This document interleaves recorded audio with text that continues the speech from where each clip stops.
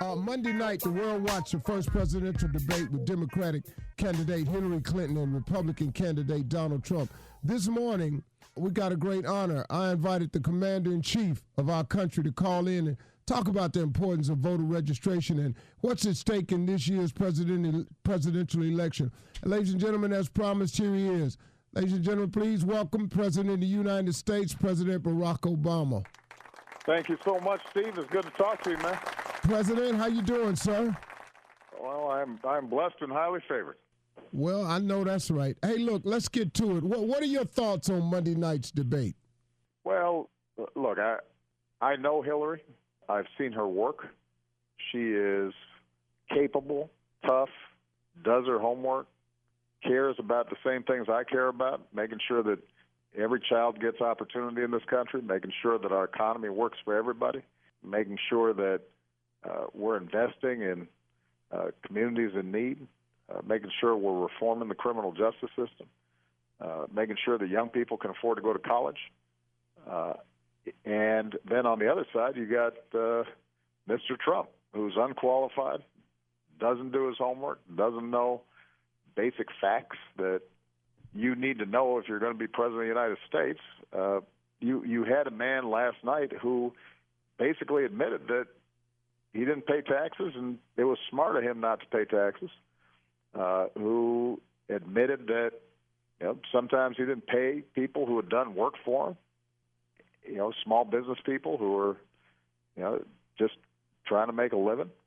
You had somebody who basically insulted women and then doubled down, I think, this morning in terms of how he talks about them and talks about their weight and talks about how they look instead of the content of their character and their capabilities, which is not something that I want, not somebody I want in the Oval Office that my daughters are listening to and that sons are listening to.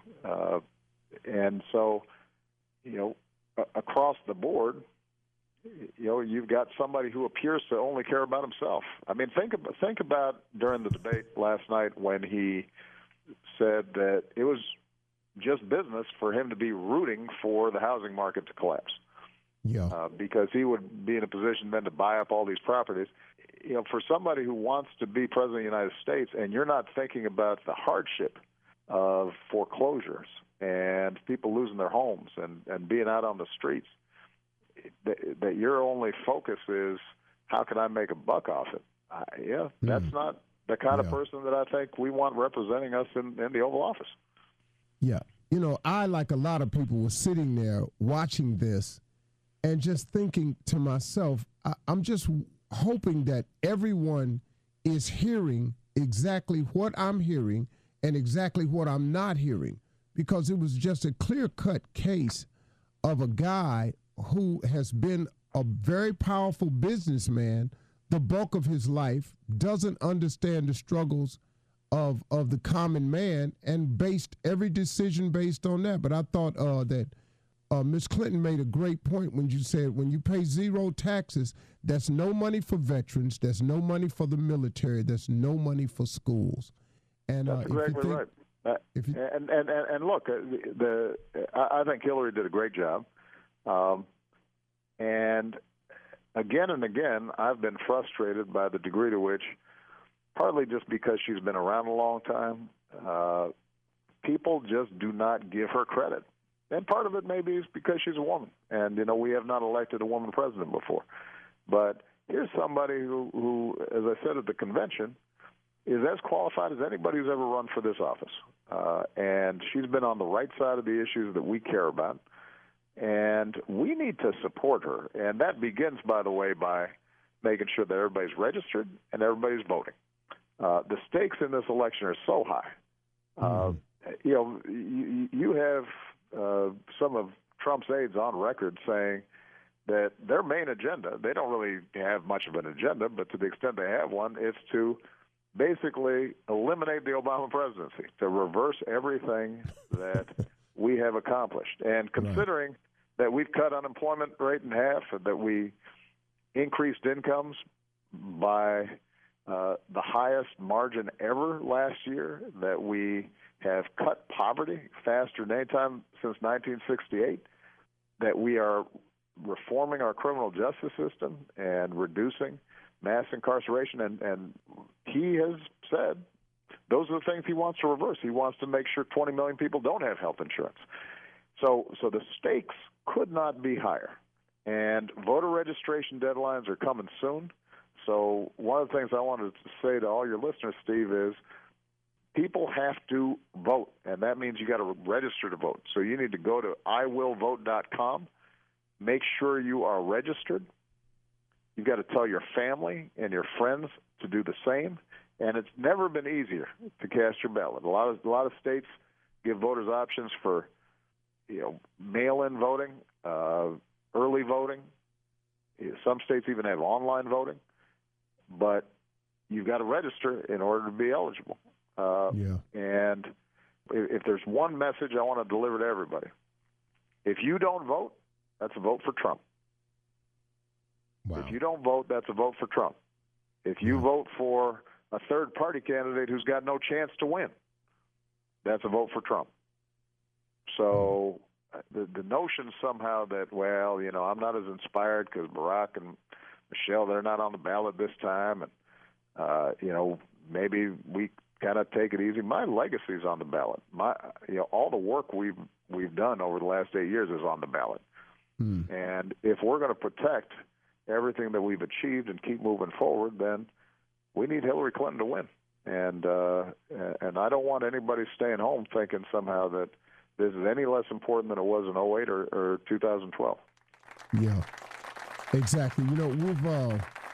We've addressed that on the morning show quite with a lot of fervor, because we got to get people to understand the importance of you not being on the ballot this time, but to continue that legacy that you've created, because when history does really, really share its thoughts about you, you will be recognized as one of the great presidents, because we do understand the battle you've been in and trying to reach across the aisle to no avail, with a lot of posturing just to stop everything you've ever done. But you've done so many great things for this country, and people are going to recognize that.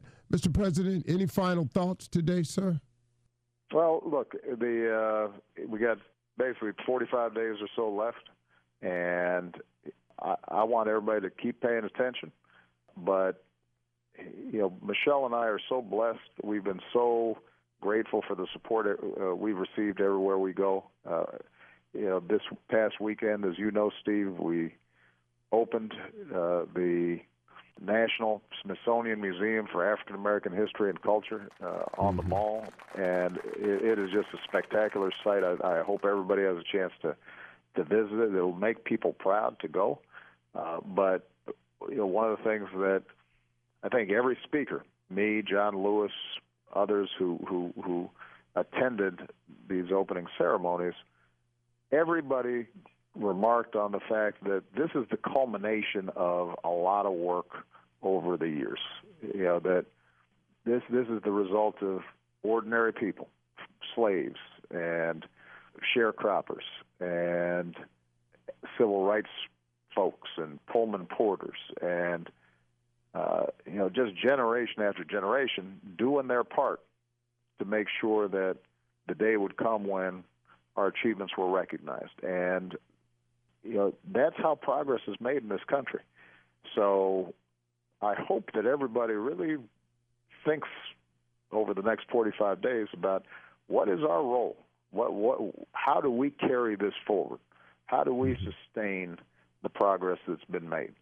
And, if we don't vote, we can go backwards. There have been times in our history where, right after the Civil War, everybody was feeling pretty good about, the course we were on, and then suddenly, next thing you knew, Jim Crow was in place, and, the few African Americans who had been elected, suddenly they were purged, and suddenly people couldn't vote again. And, history doesn't always just go forward. It can go sideways, and sometimes it can go backwards. And it all depends on the degree to which people are active and involved. So iwillvote.com. make sure you're registered. Tell your family, tell your friends, and understand that if you do not vote, you're voting for Trump. Wow. And if you vote, then you're voting, even if I'm not on the ballot, you're voting for the work that all of us have done together, making sure that's locked in, making sure that's sustained. Okay? Yes, we have. Sir, it has been an honor, a real honor for me to say I've been your friend, man, and I thank you for all you've done. Thank you so much. Well, you're going to keep on being my friend. And by the way, in addition to iwillvote.com, if you want to text off your phone, text forward to 47246. Text forward to 47246. That'll put you in touch with how we also can make sure you get registered. All right? And, Steve, I'm going to talk to you again before the election. You know I am, because then we're going to have to make sure once everybody's registered that everybody's turning out. All right? Absolutely. We'll talk to you soon. Love you, man. President. Love you too, man. Bye-bye. You're listening to the Steve Harvey Morning Show.